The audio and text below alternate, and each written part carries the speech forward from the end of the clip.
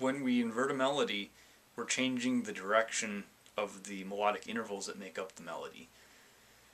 And there are two ways of doing this. The first is a strict inversion, where we keep the same interval but we change its direction. So if the original melody contains an ascending major third, the inversion will be a descending major third. The other type is a diatonic inversion, where we take into consideration the diatonic scale that the melody is based on. And so if we were trying to keep the tonal center as the original melody, then we might have to change the interval.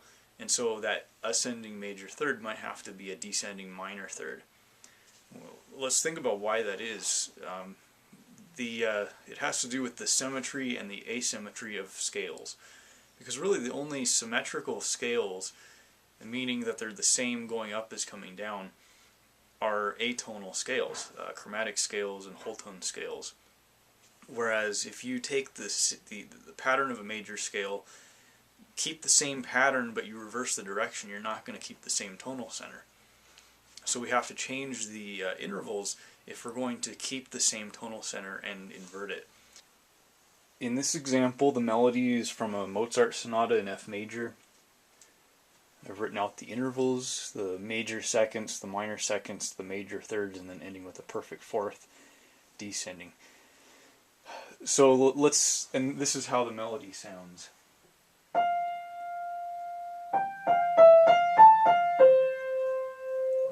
Very strong F major tonal center. Let's see the difference in results from a strict inversion to a diatonic inversion. So if we keep the intervals, the same intervals, and just change the direction, this should actually be a G flat. But this is what we end up with.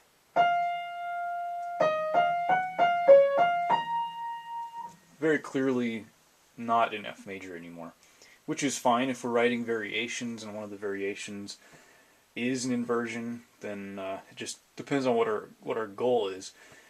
But if we're trying to keep the same tonal center, then we have to change the intervals.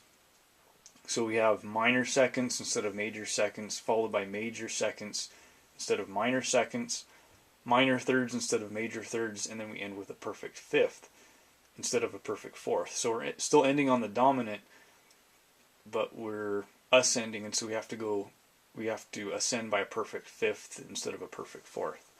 And the result